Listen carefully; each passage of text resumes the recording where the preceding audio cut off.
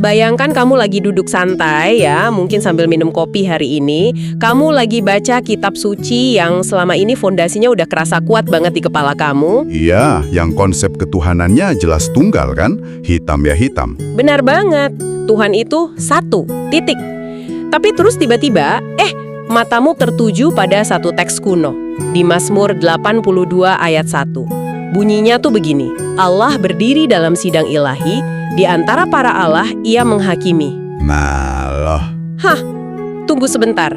Para Allah? Kata para itu kan berarti jamak ya? Misi kita di sesi eksplorasi teks kita kali ini adalah membongkar tumpukan riset akademis yang lumayan tebal, mulai dari analisis akar kata bahasa Ibrani, temuan naskah Laut Mati, sampai tulisan kuno lainnya. Untuk mencari tahu apa yang sebenarnya terjadi di balik ayat ini kan? Betul. Jujur aja nih, waktu pertama kali saya baca sumber-sumber buat sesi ini, kacamata modern saya rasanya kayak ditarik paksa. Kayak, apa selama ini ada politeisme yang diam-diam menyusup ke Alkitab tanpa kita sadari? Reaksi kaget kayak gitu justru bagus sih. Itu nunjukin kalau kamu sedang baca teksnya dengan sangat jeli. Ketegangannya tuh berasa banget. Dan buat kami yang sedang mendengarkan, tenang dulu, kita bisa bernapas lega. Syukurlah kalau gitu, agak panik soalnya.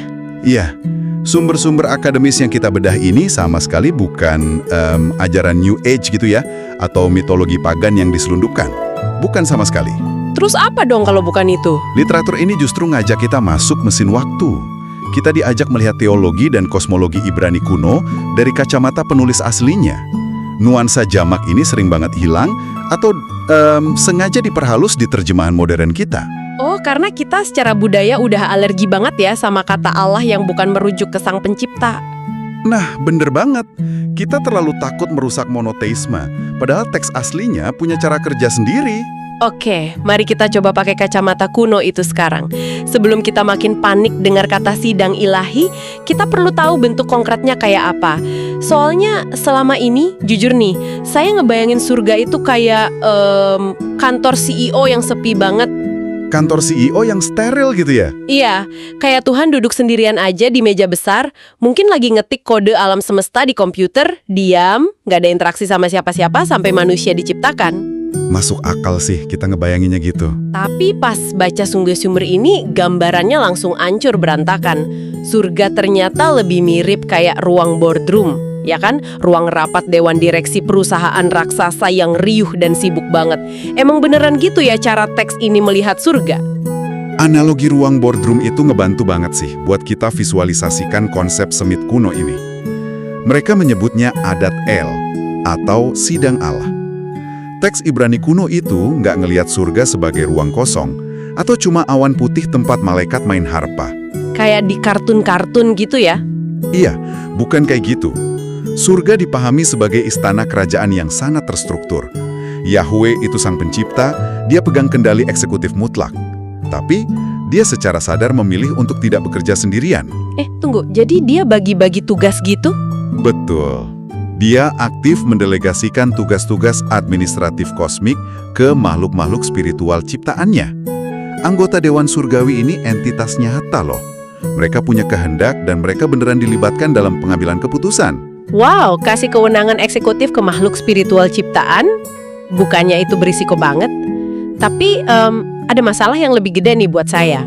Apa tuh masalahnya? Di klausa kedua, Mazmur 82 ayat 1 tadi, teks Ibrani aslinya kan pakai kata Elohim buat nyebut anggota dewan ini. Elohim loh, itu kan kata spesifik yang sering banget diterjemahkan jadi Tuhan pencipta di ayat-ayat lain. Iya, benar sekali. Kata Elohim. Nah, pertanyaannya, gimana mungkin teks ini memanggil makhluk ciptaan pakai gelar sang pencipta tanpa menghancurkan konsep monoteisme itu sendiri? Agak bahaya nggak sih? Akar bingungnya sebenarnya karena cara kerja bahasa modern kita. Kita nggak bisa asal tempel logika bahasa kita ke bahasa Ibrani kuno. Disinilah riset filologi kuno ngebantu banget.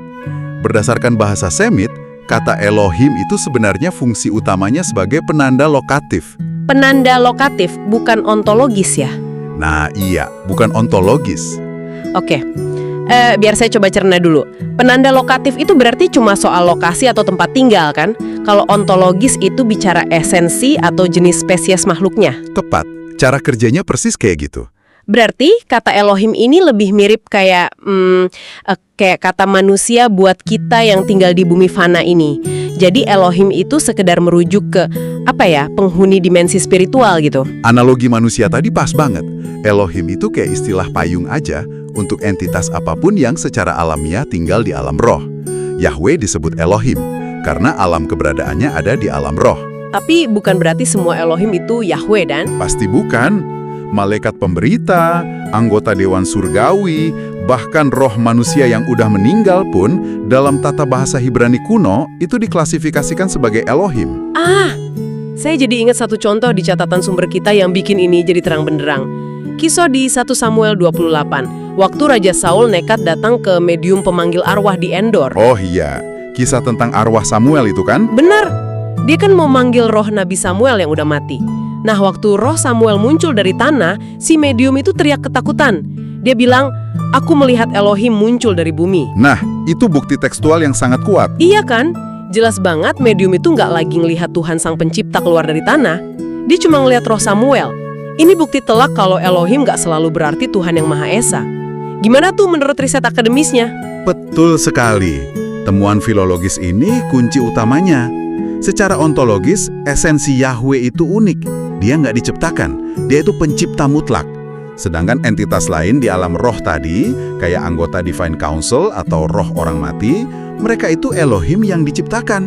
Berarti keberadaan mereka bergantung penuh sama Yahweh ya? Tepat. Jadi waktu penulis kuno nyebut Dewan Surgawi ini sebagai Elohim, mereka sama sekali nggak lagi nyamain level kuasanya sama Sang Pencipta. Mereka cuma sekedar nyebutin alamat tempat tinggal entitas itu di alam roh. Astaga. Jadi selama ini kita ribut soal level kuasa, padahal teks aslinya cuma lagi ngomongin soal alamat asal. Lega banget rasanya denger ini. Membebaskan banget kan jadinya? Banget.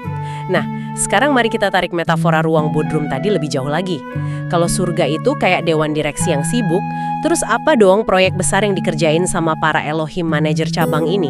Proyeknya kira harus melompat ke salah satu peristiwa sejarah paling ikonis nih, Menara Babel. Wow, Menara Babel. Jujur ya, setelah saya baca riset soal ini, kisah Menara Babel rasanya nggak bakal sama lagi di kepala saya. Memang kisah Babel ini titik di mana kosmologi ruang rapat Dewan Surgawi tadi turun dan tabrakan langsung sama sejarah politik manusia. Kita harus bedah ulangan 32 ayat 8-9. Oh, ini ayat yang jadi medan pertempuran kritik teks yang panas banget itu kan? Iya, ada perbedaan yang sangat drastis antara teks Masoret yang biasanya jadi dasar Alkitab modern kita dengan naskah Laut Mati atau Dead Sea Scrolls. Saya lihat perbedaannya di catatan kita dan ini mencolok banget. Di terjemahan modern dari teks Masoret, ayat itu bilang Tuhan menetapkan batas-batas bangsa menurut jumlah anak-anak Israel. Tapi di naskah Laut Mati beda jauh kan? Beda banget. Teks Laut Mati bilang menurut jumlah anak-anak Allah atau Bene Elohim yang merujuk ke dewan spiritual tadi. Wah, anak-anak Israel versus anak-anak Allah.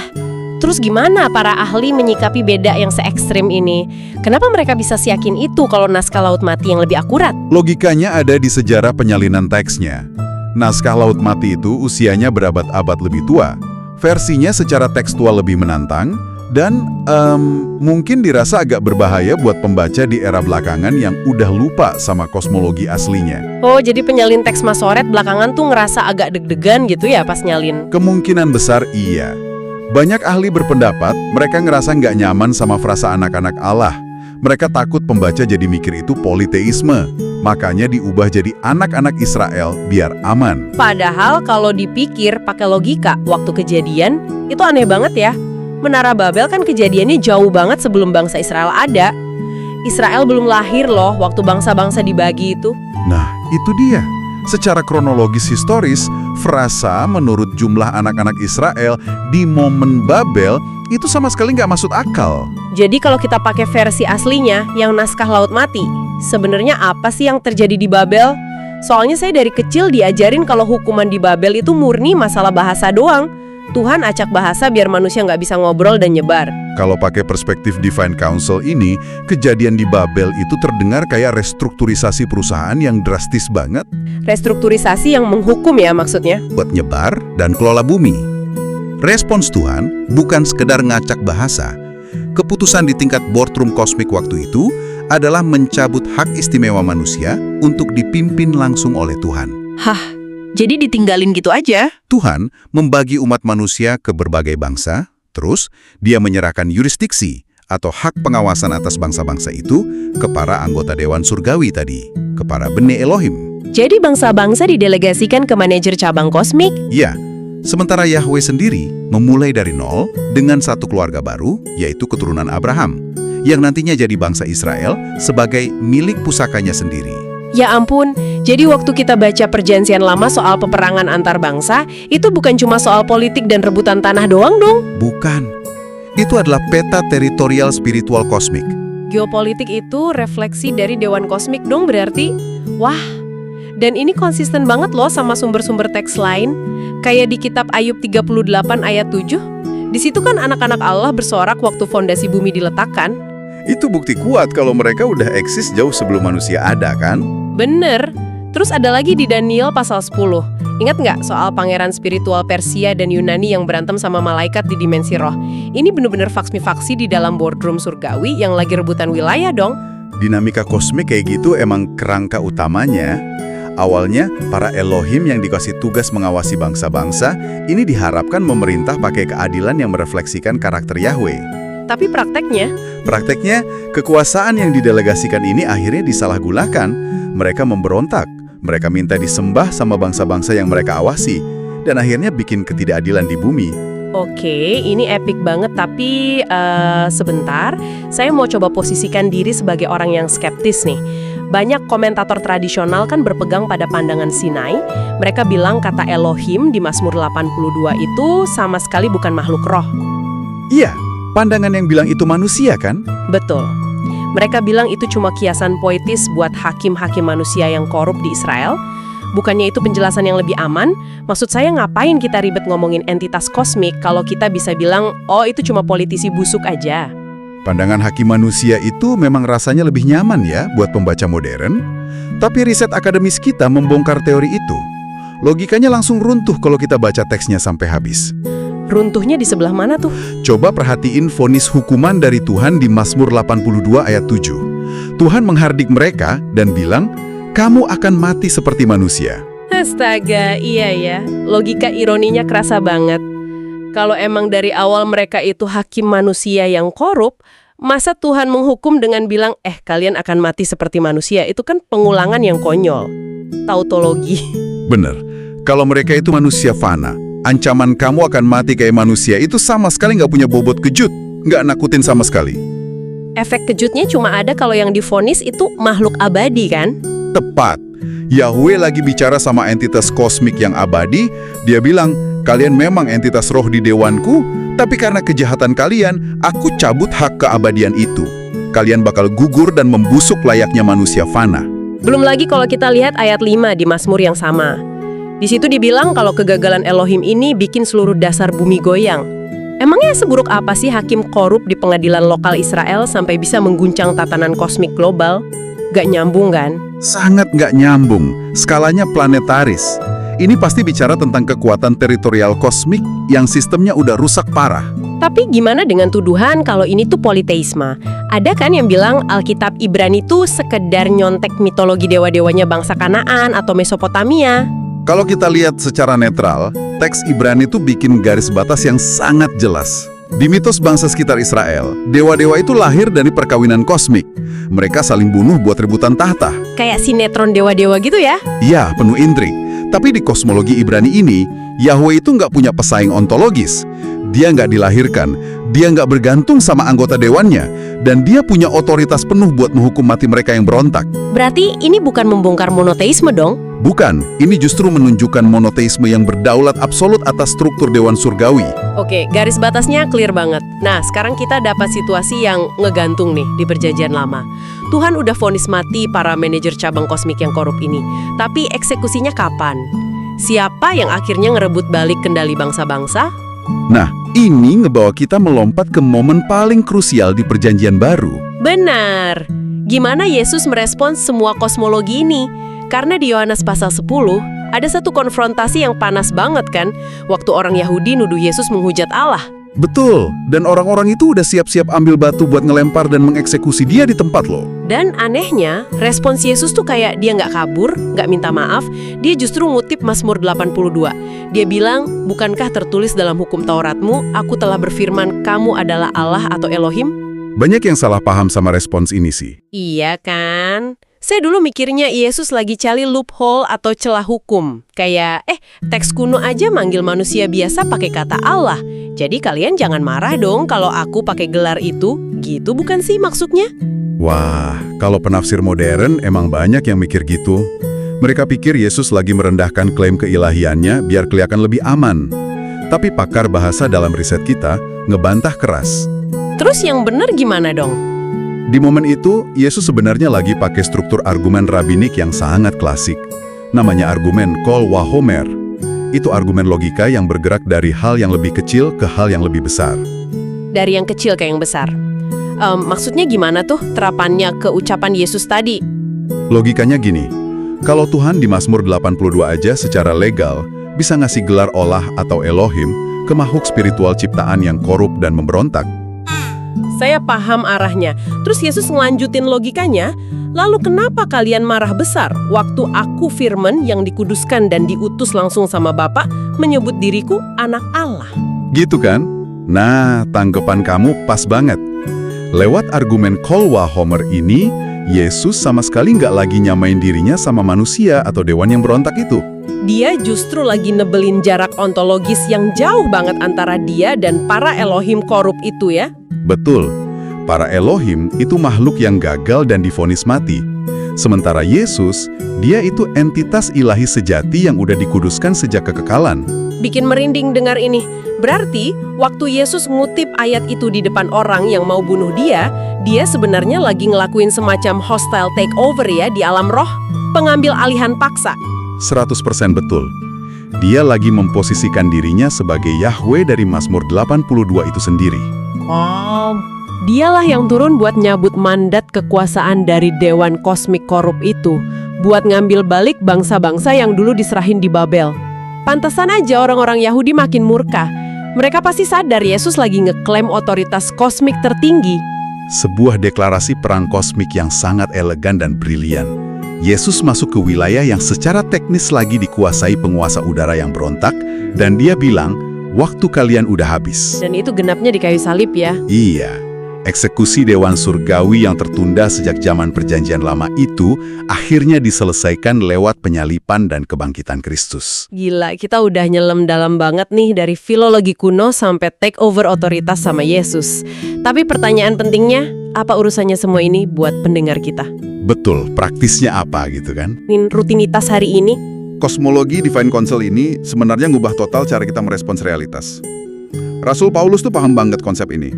Di Efesus pasal 6, dia bilang, perjuangan kita bukanlah melawan darah dan daging. Tapi melawan pemerintah-pemerintah, penguasa-penguasa, roh-roh jahat di udara. Oh, jadi Paulus lagi nggak puitis di situ? Sama sekali nggak puitis.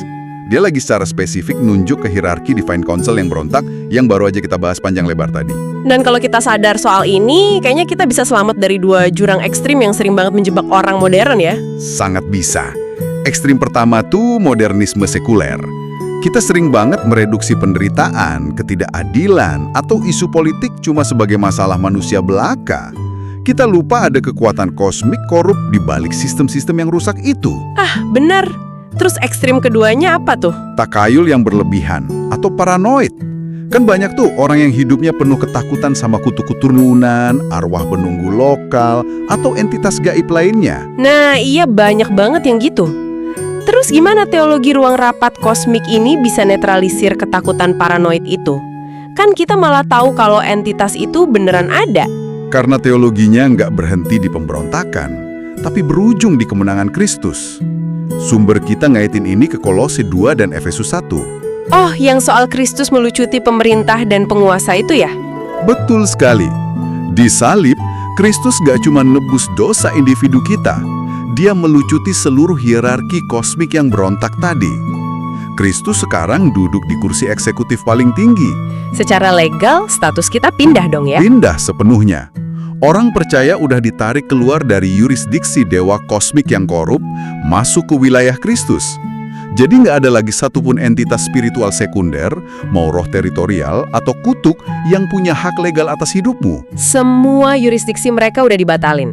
Mereka itu cuma manajer cabang yang udah dipecat. Wah, ini jaminan pastoral yang melegakan baut sih, bikin kita jadi berani. Sangat membebaskan dan bikin kita nggak gampang diintimidasi. Nah, sebelum kita nutup sesi kita hari ini, saya mau nitipin satu pikiran pamungkas buat kamu renungkan. Bayangin rutinitas harianmu. Waktu kamu milih buat jujur di kantor yang budayanya manipulatif. Atau pas kamu ngebela rekan kerja yang lagi ditindas. Iya, hal-hal kayak gitu. Gimana kalau kebaikan-kebaikan kecil itu bukan cuma etika moral biar kamu ngerasa jadi orang baik? Gimana kalau tindakan keadilan sederhanamu itu sebenarnya bentuk invasi langsung? Invasi kosmik. Benar, kamu lagi berpartisipasi aktif dalam proyek Kristus buat ngerebut balik otoritas atas bumi ini sejengkal demi sejengkal dari dewan yang berontak. Kalau kamu sadar bahwa kamu ini agen kosmik di tempat kerjamu, gimana itu bakal ngubah cara mengambil keputusan hari ini? Perspektif yang luar biasa sih itu buat dibawa ke kehidupan sehari-hari. Banget. Teruslah bertanya ya, dan jangan takut waktu asumsimu diguncang, karena teks kuno ini sering banget nyimpan kedalaman yang radikal. Terima kasih udah dengerin penelusuran kita kali ini, dan sampai jumpa di sesi eksplorasi teks berikutnya.